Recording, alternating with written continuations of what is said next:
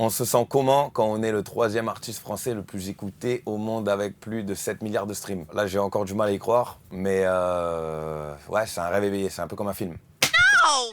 Ow!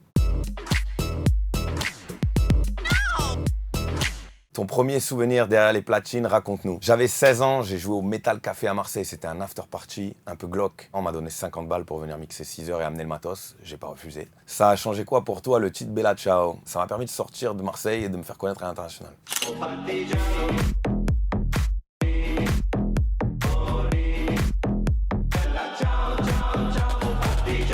Peux-tu nous parler de ta collaboration avec David Guetta, Kehlani et Delcom pour le titre Think of Me? J'ai commencé à travailler avec David Guetta en 2016, je faisais ses premières parties. Ensuite, il m'a invité pour faire les premières parties en 2018 de toutes les arénas en Europe, c'était top. Donc on a commencé à vraiment être proche à ce moment-là. Et récemment, quand j'ai eu le titre I Adore You qui a explosé un peu partout aux États-Unis, tout ça, David m'a écrit, il m'a dit voilà, ce serait bien de faire de la musique ensemble. Et j'ai dit ok, parce que c'est mon idole. Et la collaboration s'est faite comme ça.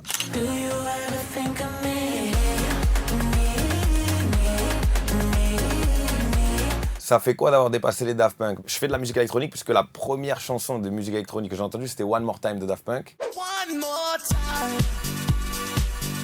Je pense que c'est les artistes français qui sont le plus exportés de l'histoire. Donc là, d'avoir plus de monthly listeners que sur Spotify, c'est une dinguerie parce que je vais pas dire que j'ai dépassé Daft Punk, c'est juste que j'ai plus d'auditeurs qu'eux en ce moment. Et c'est vraiment un truc de fou, quoi. Selon toi, pourquoi les DJ français percent autant? Je pense que les DJ français ont un savoir-faire. C'est assez difficile de mixer en France, tu vois. On a une clientèle qui est quand même pas facile, surtout quand tu as appris à mixer dans le sud de la France. Tout ce qui est Cannes, Saint-Tropez, Monaco et tout, c'est pas des clients faciles. Et du coup, quand tu t'exportes après, ils ont l'impression que tu es un Avenger du mix. Toi, quand tu as vu Travis Scott danser sur ton titre I Adore You, je me suis dit, je vais l'appeler faire une collab.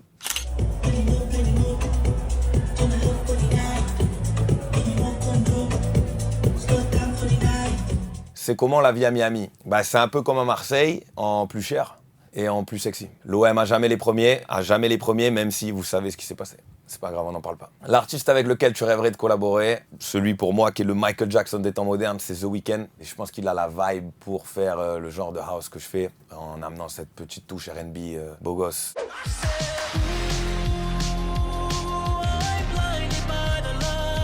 Le téléphone en festival et en concert, tu en penses quoi? Je pense que ça tue un peu la vibe, mais en même temps, ça nous permet de nous faire connaître. On a besoin de marketing, on a besoin de se faire voir sur les réseaux sociaux, donc c'est un peu contradictoire. D'un côté, tu dis, il filme trop, mais d'un autre côté, s'il filme pas, on ne voit pas sur les réseaux, donc je suis mitigé. Ça aide d'être DJ pour séduire. On va dire que je séduis plus maintenant que quand je travaillais au McDo.